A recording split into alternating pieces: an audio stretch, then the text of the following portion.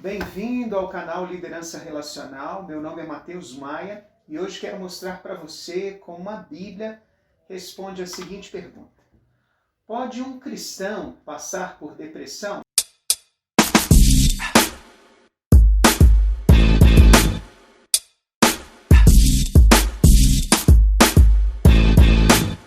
Olá pessoal, obrigado por me acompanhar neste canal. Gostaria de pedir, você que é novo aqui, para não deixar de dar o joinha, se inscrever, marcar o sininho, deixar também uma sugestão ou um elogio.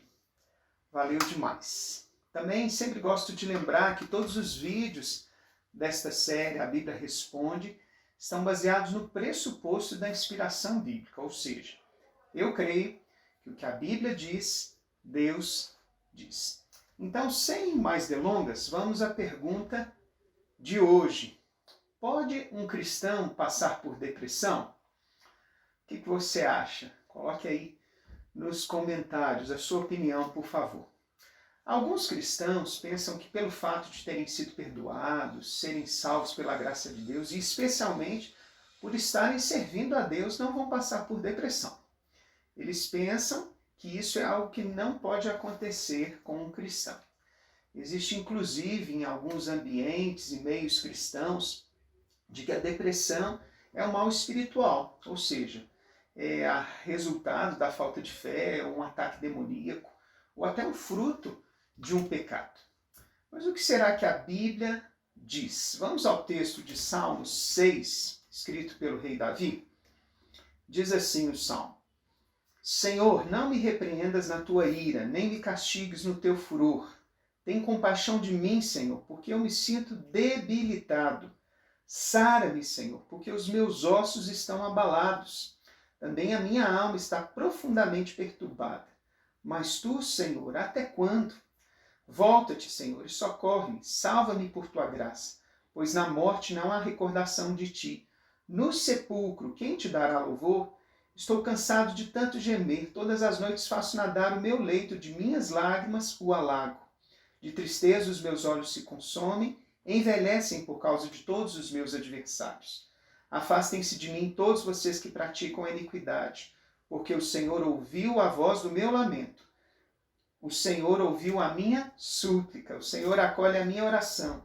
Sejam envergonhados e fiquem extremamente perturbados todos os meus inimigos. Retirem-se, num instante, cobertos de vergonha. Este salmo relata alguém que ora e clama a Deus porque está deprimido. Vejam essas palavras. Ele se sente doente, verso 2. Ele está profundamente perturbado, o verso 3. No verso 5 ele diz que tem medo de morrer. No verso 6 ele chora muitíssimo. Verso 7 ele está magoado. E no 8 e 10 ele diz que tem muitos inimigos. O salmista Davi é alguém que demonstra sinais de depressão neste salmo. E isso está registrado na Bíblia. Até homens fiéis e dedicados a Deus passam por depressão. Isso porque não se trata de algo que é apenas espiritual, é uma doença e é multicausal, ou seja, ela se deve a vários fatores e deve ser tratada sobre vários ângulos, o físico, o emocional, o mental e até o espiritual. Eu mesmo já passei por este mal, na condição de pastor, e venci. Fique por aqui porque no final eu quero contar uma história para você impressionante de como Deus tratou a depressão na vida de uma pessoa, de maneira perfeita, considerando essas três dimensões, corpo, alma e espírito. Como se trata de uma doença multicausal, a depressão tem vários fatores. Ela pode ser resultado de uma situação de angústia ou de várias situações de angústia, como a perda de um emprego, a perda de um ente querido, decepções com pessoas, pressão demasiada, dentre outras coisas. Ela também é o resultado de uma debilidade física no cérebro. Por isso, não podemos olhar a depressão apenas do ponto de vista espiritual. Precisamos contar com a ajuda de psicólogos, terapeutas, médicos, psiquiatras e outros especialistas para encontrarmos as raízes do problema e tratarmos. Olha que interessante que o apóstolo Paulo fala lá em 1 Tessalonicenses, capítulo 5, verso 23. Ele diz assim: o mesmo Deus da paz os santifique em tudo, e que o espírito, alma e corpo de vocês sejam conservados, íntegros e irrepreensíveis na vinda de nosso Senhor Jesus Cristo. Muito interessante, né? Somos seres integrais e precisamos cuidar de cada parte do nosso ser, do nosso corpo, da nossa alma e também do nosso espírito, entendendo que existem leis que regem cada uma dessas dimensões. Exemplo, nós não podemos desafiar a lei da física da gravidade, né? Mesmo se a gente tiver fé e a gente desafiar essa lei, a gente vai se esborrachar. Ela está aí para ser obedecida. Se também deixarmos de entender o que se passa no nosso coração, na nossa mente, e desprezarmos os sentimentos e pensamentos, não lidando bem com eles, vamos ficar doentes na alma. E no quesito espiritual também não é diferente. Se quebrarmos as leis de Deus, também vamos sofrer e perecer. Mas agora eu quero falar de um exemplo bíblico de como Deus quer tratar a nossa depressão. Olha que bacana esse exemplo. É do profeta Elias. Este profeta tinha tido uma vitória impressionante lá na montanha, derrotando 300 profetas de Baal. Contudo, bastou uma palavra da rainha Jezabel, ameaçando ele, que Elias, esgotado físico e espiritualmente, fugiu de tudo com desespero e passou a desejar a morte. Você já ouviu falar da depressão pós-parto? Creio que sim. Mas o que Elias vivenciou ali foi a depressão pós-montanha. A palavra de Jezabel tomou conta do seu coração. O problema parecia maior do que na verdade era. Onde estava aquele homem de Deus que no poder do Espírito fez proezas? Correu como o vento na frente do carro de Acabe, ressuscitou o menino da viúva de Sarepta, derrotou naqueles dias 300 profetas falsos. Gente, ele estava vivendo a síndrome do gafanhoto. Ele se sentia pequeno demais e não enxergava mais a ação de Deus. Elias deixou seu servo para trás, percorreu um longo deserto sem levar comida ou bebida, sentou debaixo de uma árvore e, com medo, pediu a Deus que o matasse. Mas o que vem a seguir é tremendo. Deus não tratou com Elias nem emocional, mental ou espiritualmente. A primeira coisa que Deus fez foi fortalecê-lo no corpo. Enviou um anjo que o cutucou enquanto ele dormia e disse: levanta-se e come. Elias comeu, bebeu e depois dormiu de novo. Glória a Deus! Ele estava sendo restaurado fisicamente, ele conseguiu dormir e descansar. Mas o anjo lhe tocou de novo e disse: levanta-se e coma, pois a viagem será longa. Tem uma pergunta para você. Você acha mesmo que não devemos tomar os remédios quando passamos por depressão? Eu quero te contar a história do pastor que estava deprimido e foi ao médico. Ele chegou ali naquele médico e ele, resistente para tomar os médicos contra a depressão, os ansiolíticos, os antidepressivos. E o médico tentando convencer por um lado, por outro. De repente o médico falou assim: olha, me empresta seu óculos. Deixou o óculos no canto ali da sua sala. E no final da consulta, relutante ainda, aquele pastor falou: não vou tomar os remédios, eu preciso ir embora e devolve meu óculos. E o pastor vivia falando naquela consulta que Deus iria curá-lo, que Deus iria curá-lo, que ele seria curado. E aí nesse instante o médico falou assim: não vou devolver seu óculos. Sabe por quê? Deus também vai te curar da sua cegueira. Sabe, muitas vezes a gente também está agindo assim. Tem gente que não entende que precisa se cuidar.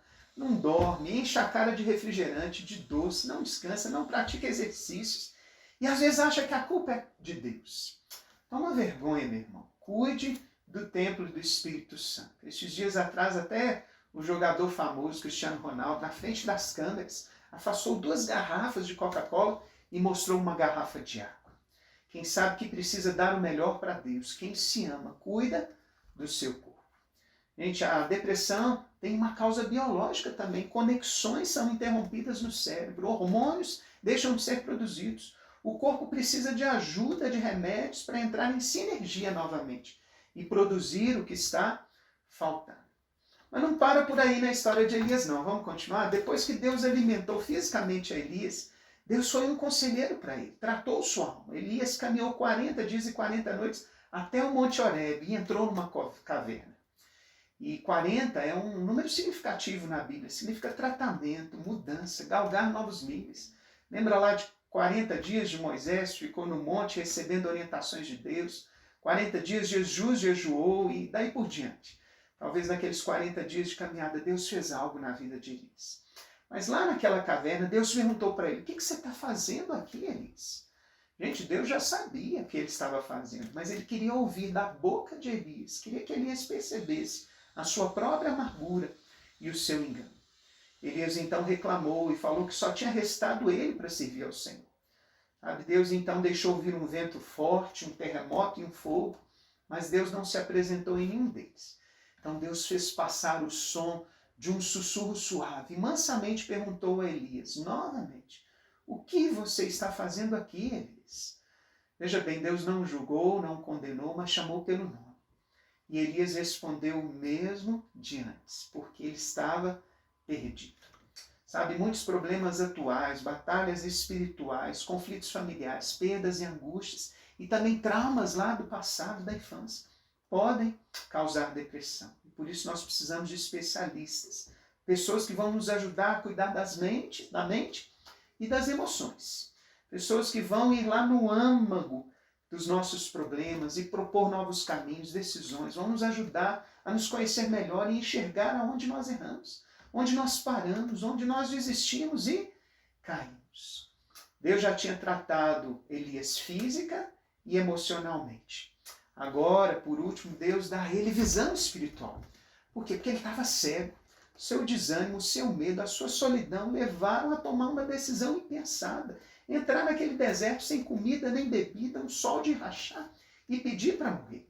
Ele quase perdeu a sua fé, ele começou a duvidar do poder de Deus. Deus então mostrou a real para ele. Deus lhe falou, que ele estava completamente enganado e disse que não era apenas ele que estava servindo a Deus. Ainda restavam 7.000 homens que não tinham se prostrado ao Deus falso Baal.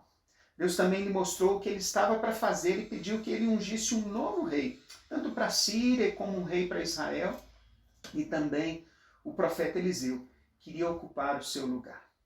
Aqui entra a questão espiritual da depressão. Quando nós pecamos, ou seja, erramos o alvo, quando deixamos de ouvir a Deus e queremos gerenciar a nossa vida pelas nossas próprias caminhos, axiologia, filosofias pessoais, egoístas e independentes, contrárias à palavra, nós somos atacados pelo inimigo. Com dúvidas, com questionamentos, com medo, abrimos uma brecha para sermos atacados. Deus levantou Elias e tratou com ele física, emocional e espiritualmente. Por isso, meu irmão, minha irmã, entenda, a depressão é multicausal. Um problema que precisa ser atacado com várias frentes. Física, emocional e espiritual. Peça sabedoria a Deus. E não ache que é frescura da pessoa que está com depressão. Ou mesmo porque ela pecou. Às vezes é um problema de personalidade. Às vezes é necessário realinhar atividades, comportamentos e até a agenda dessa pessoa. Deus tem solução para a depressão. E Ele tem levantado pessoas que podem te ajudar. Fique atento. Procure ajuda. Eu mesmo venci a depressão, a estafa mental, e a cada dia eu tenho vencido este mal e melhorado minhas atitudes, entendido minhas fraquezas e limitações e lidado muito melhor com elas. Qualquer dia eu vou contar esse testemunho aqui. Se você quiser ouvir, escreva aqui nos comentários. Termina aqui mais um vídeo da série A Bíblia Responde. E lembre-se, leia e obedeça a palavra de Deus para ter uma vida bem-sucedida.